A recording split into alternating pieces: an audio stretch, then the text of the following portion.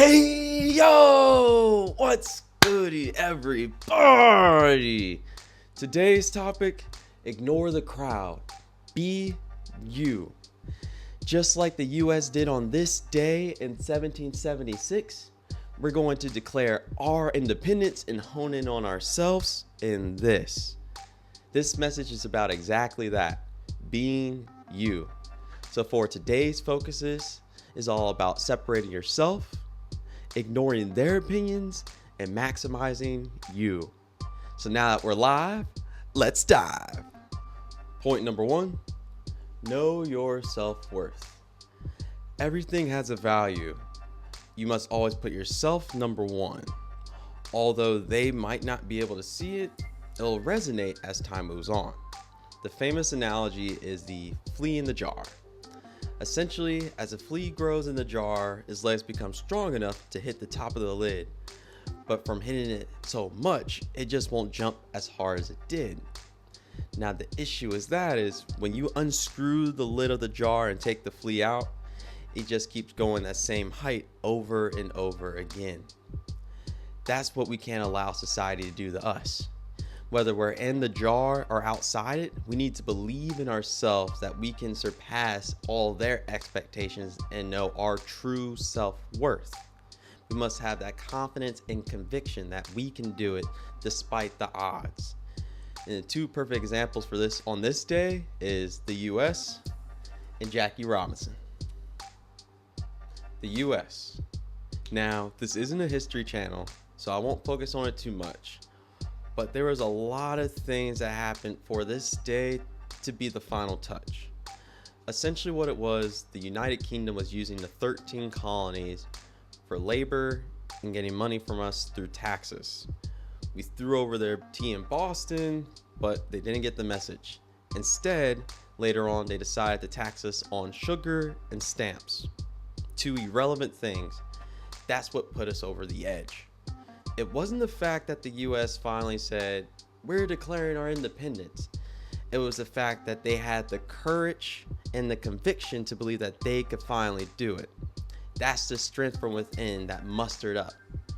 Now, Jackie Robinson, phenomenal baseball player, shortstop superstar in Negro leagues. But when he went to the MLB, there were so many people trying to steer him away and doubt him.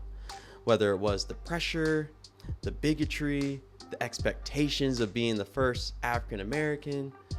It was just so many things that could have overwhelmed so many people, but Jackie stood true to himself to overcome all the odds and become a Hall of Famer. That's what makes Jackie Robinson and the US so special. It's not that they were strong, it's the courage and conviction they had in themselves to overcome anything that came in their way. Which leads me straight into point number 2. Point number 2, stop impressing others. This is broken up into 2 parts. Part 1 is there's no true gain. There's no true gain because you lose that focus in on you. You start focusing your time and energy and effort towards others. You end up falling into a trap hole called losing yourself. Essentially, it's a box of mediocrity in which you lose your individuality and your joy. You're exerting so much of your time on them that you really just become their little toy. You lose your own self-motivation. You lose your own passion from within. And then it's as if you're starting back from square one when you finally get out that hole and wondering where you should begin. Now, in our society, these are the 3 groups in which a lot of people are susceptible to, in which I have been at times too. It is number 1, the popular kids group, the friends, and the manipulative crush/date. Now, there's nothing wrong with being popular or having friends or dating. It's when these people don't have your best interest is when we fall into these traps. So for people wanting to see popular kids, you've all seen the movie Mean Girls. They're the people that everyone looks up to, super popular, look good. But when you're not necessarily one of them, you become their toy. in which they'll use you for things, make you do random pranks or jokes, maybe have you get in trouble for their own self-enjoyment. Things they wouldn't do themselves, but they make that other outsider do because they're not one of them. So with friends is typically the ones with bad habits, where they try to take you away from things that can improve you. This can involve things such as partying, drugs, drinking, skipping classes, all because it's perceived as more fun or cool. At the end of the day, you know it and they know it too. That's not what we should do. But since everyone else is doing it, why not you? It takes away from ourselves. So then the next group is the manipulative crush/date. We've all had that one person in which we walk past them or we see them from time to time and they make us double back. But when you get a manipulative one, that's when we fall off track. What they oftentimes do is just use you for free stuff. That could be free food, free gifts, or even just free attention when no one's giving them attention. It's so common in our society, and so many of us have fallen to it, but we can get ourselves out of that hole as soon as possible. We can be the best the best version of ourselves all the way through it. That's the goal, because really those groups could care less.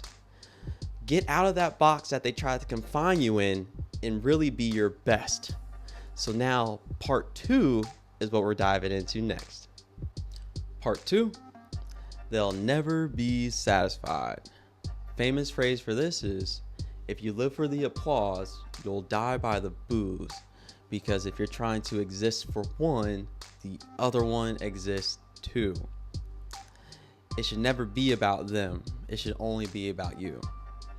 This is a big thing that a lot of us in society fall into. In schools, this is oftentimes how you see a class clown get created. They have a great sense of humor, crack great jokes, and it's a great thing for all of us to have. But it's when they crack a great joke or prank or roast someone that everyone begins to start asking them, hey, what you got for us next? What you did last period was great. What you got for us this time? That's when they start to focus in on them and they lose that question inside when it should only be about you. Trying to impress everybody else, they forget about themselves too. This is when you'll oftentimes see the class clowns start getting in trouble or doing way more things or going above and beyond. And that's the wrong thing they should do. This is also something you'll see very common with professionals at work and at jobs, where I've ran into it, where if you finish a big project or I had a big sale, I go to my boss or manager saying, hey, look, I finally closed this deal. I'm seeking an applause. I'm seeking a congratulations, great job. And instead they say, what's next? I just did that. But they're asking what's next. But the issue was I was waiting for the applause and I died by their boo. I forgot the most important part. I have to ask myself, what's important to you? I had to learn that it's not about them. If I did a great job, I need to appreciate my great job. If I did something great, if I did something well, I did it well. It's not about their reaction. It's about my accomplishment and what I did and what I do. This is a very common thing you'll see with many athletes as well, where the media puts them on a pedestal, but being successful for so long, they try to throw them away like dew. Floyd Money Mayweather, phenomenal boxer, undefeated, been reigning for so many years, also Olympic medal. People tuned in just to see him lose. LeBron James, dubbed the witness, the next great thing, the next Michael Jordan, surpassed all expectations, so many records, first championship to Cleveland, and he has so many haters and doubters and people that just say negative stuff about him all the time with no off the court issues. And you also have Patrick Mahomes, where everyone loved his deep bombs, the no-look passes, and even the left-handed throws. But since the Chiefs started winning so much, everyone tuned in to see them lose. That's the issue. The media initially made them heroes, but somehow they became the villains. If they had focused on that, they wouldn't be who they are. Instead, they look within themselves and say, me, myself, and I, we're a star. That's the beauty of it. They didn't impress others. They focused in on themselves. So that's what leads me into point number 3. Point number 3, you're the centerpiece. You're the core through it all.